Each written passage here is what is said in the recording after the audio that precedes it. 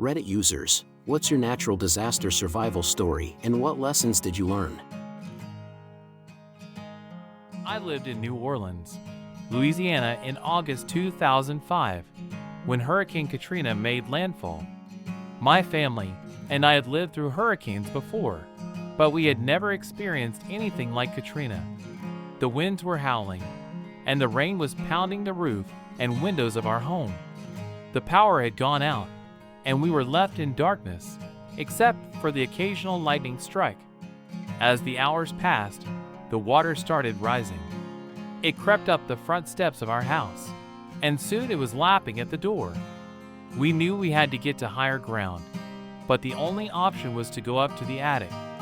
We scrambled up the stairs, and as we were closing the attic door behind us, we heard a loud crash.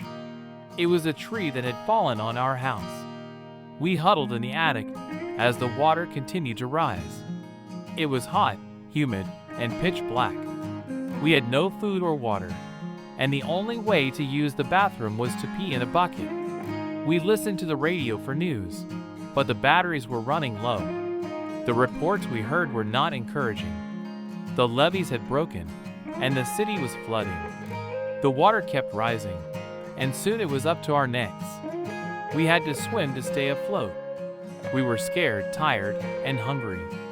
I prayed that we would be rescued, but hours turned into days, and we saw no sign of help. Finally, on the fourth day, we heard a helicopter overhead. We scrambled to make ourselves visible, waving towels and anything else we could find. The helicopter spotted us, and we were rescued. We were taken to a shelter, where we received food, water, and medical attention. In the aftermath of the storm, we were left with nothing. Our house was destroyed, and all of our belongings were lost. We had to start over from scratch. It was a long and difficult road to recovery, but we were grateful to be alive. Hurricane Katrina was one of the deadliest and most destructive hurricanes in U.S. history, and it forever changed the lives of those who experienced it. For me, it was a lesson in survival, resilience, and the power of hope in the face of unimaginable adversity. I survived a volcanic eruption by fleeing my home and seeking shelter in a nearby town. The eruption came without warning, and my family and I had to leave everything behind and run for our lives. The ash and debris were raining down on us as we drove away, and we could feel the heat of the lava flowing nearby. We were lucky to find shelter in a small town that had not been affected by the eruption. It was a traumatic experience, but it taught us the importance of being prepared and knowing what to do in case of emergency. I was living in a small town in Japan when the earthquake hit. It was so strong that I couldn't stand up and everything around me was shaking. The shaking lasted for what felt like an eternity, but it was actually only a few minutes. Once it stopped, I realized that the tsunami warning sirens were blaring and I needed to evacuate my home immediately. I grabbed a backpack with a few essentials and headed to higher ground with my neighbors. We spent the night in a community center with hundreds of other people who had also been forced to evacuate their homes. It was a long and terrifying night, as we were constantly worried about aftershocks and the possibility of another tsunami hitting. Eventually, the water receded and we were able to return to our town, but it was completely devastated. Many buildings had been destroyed and there was no electricity or running water. I was lucky to have survived the earthquake and tsunami, but the aftermath was a difficult and trying time.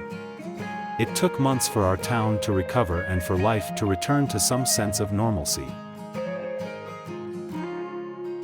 I was hiking alone in the mountains when a sudden blizzard hit. The wind was so strong that I could barely see in front of me and the snow was piling up quickly. I realized that I needed to find shelter before I got stuck in the storm. I managed to find a small cave that was sheltered from the wind and snow, but it was barely big enough for me to stand up in. I huddled in the cave for hours, trying to stay warm by wrapping myself in my sleeping bag and using a small camping stove to heat up some food and water. The blizzard lasted for over a day, but eventually it subsided and I was able to make my way back down the mountain. It was a terrifying experience, but I was grateful to have found shelter and survived the storm. I was living in a small town in California when a wildfire broke out nearby. Within minutes, the fire had spread to our neighborhood and we were forced to evacuate our home. I grabbed a few essentials, including my wallet, phone, and some clothes, and got out as quickly as possible. It was a chaotic scene as hundreds of people were fleeing the area in their cars. The smoke was thick and the sky was dark, and it felt like something out of a movie. We ended up staying with friends who lived outside of the evacuation zone, but we were constantly worried about our home and our belongings. Fortunately, our home was spared and we were able to return a few days later. But the experience was a wake-up call about the dangers of wildfires and the importance of being prepared for natural disasters. I was in Indonesia during the 2004 tsunami and had to swim for my life to escape the waves. I was vacationing with my family on the beach when we heard a loud roar and saw the water start to recede. We knew something was wrong and started running towards higher ground. But the wave was too fast and too powerful, and it caught us. I remember being pulled underwater and tumbling around like a rag doll. Somehow, I managed to surface and start swimming towards a nearby building. I climbed onto the roof and waited there for hours until rescuers arrived. It was a horrific experience, and I lost many friends and family members that day. But it also taught me the importance of staying calm in a crisis and never giving up hope. Thank you for watching. Please share your survival stories in the comments below, and choose which story you would like to hear next by commenting on our post. See you on the next video.